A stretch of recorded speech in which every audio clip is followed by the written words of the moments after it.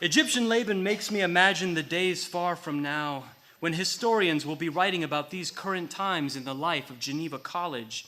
In that distant future, Geneva's online programs will be an injection you can take directly to the brain.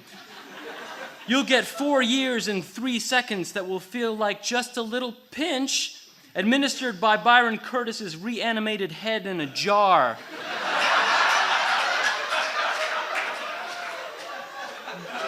Byron Curtis might say a jarring experience.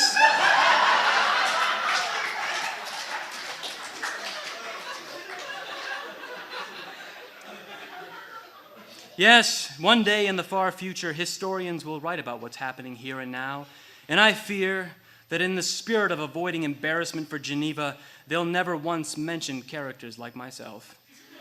Instead, they'll write about people like, oh, I don't know, Dr. Joel Ward, so that Geneva's face gleams with electromagnetic radiation like a fresh-off-the-mountain Moses face. As you might have guessed, I am Geneva's Egyptian Laban. I'm the fun guy. I cling to fun like a fungus, like a slug on a corpse. Well. Dr. Ward, on the other hand, he is Geneva's saber. His sheath, the snappiest clothes that ever wrapped a no-nonsense body of knowledge. I know that comparison kills, but how can I stop comparing myself to other people when there's the Bible verse practically commanding me to do so? We all know the verse, here it is. Fear ye not, therefore ye are of more value than many sparrows. Immediately, of course, we all say, yeah, how many sparrows? Am I like a 20 sparrow guy? A 30? Am I like Captain Jack Sparrow with a soul worth 100 other souls? Hey, I want to see Heaven Sparrow charts. How do I stack up against someone like Jonathan Watt, though maybe I don't want to see? What would it do to my self-esteem to know that Jonathan's sparrow count equals the mass of Jupiter?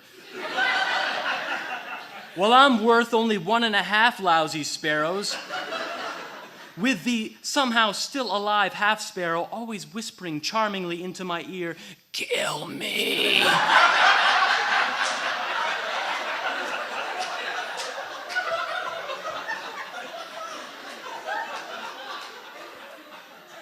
It's better not to know, right? I mean, the bumblebee flies anyway. Gattaca, Keanu Reeves' career. Here's to ignorance protecting yet another mind from the bully that is self-knowledge. Anyway, to improve my standing in the future histories, to make sure I'm not reduced to the status of a Laban who is never mentioned once, I've adopted Joel Ward as my conscience. It was easy. My own conscience stepped aside with hardly a whimper.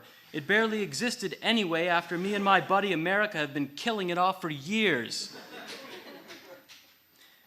I'd like to introduce you to my new conscience. I'll show you how he works.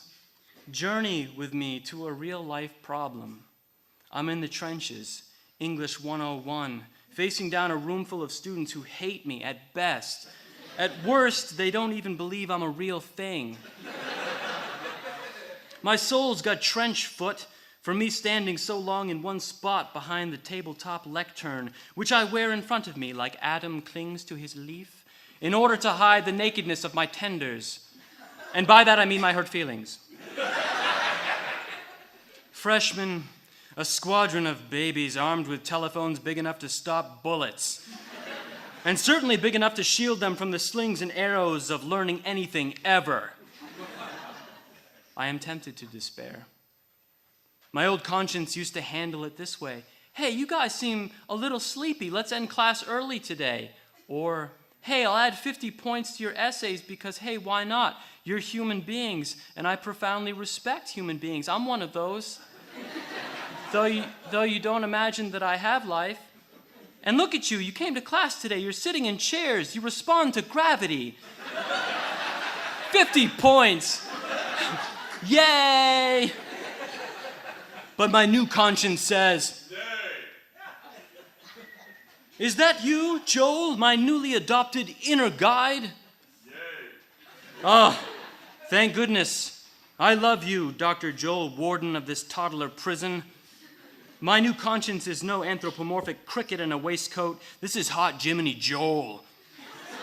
And he's here beside me, even now.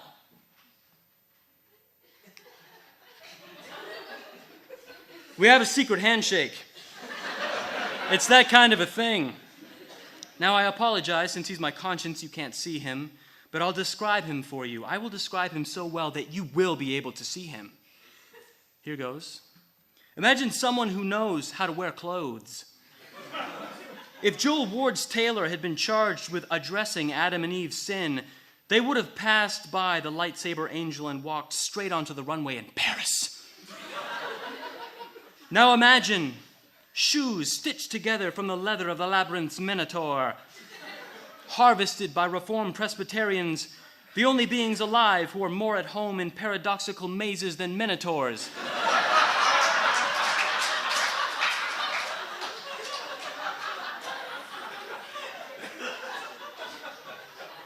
And imagine pants that cling to Joel's legs like two pythons trying to swallow him that he killed just by walking.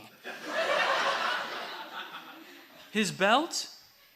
If John the Baptist's belt gave birth to an eccentric genius son who's like, Dad, no one gets me.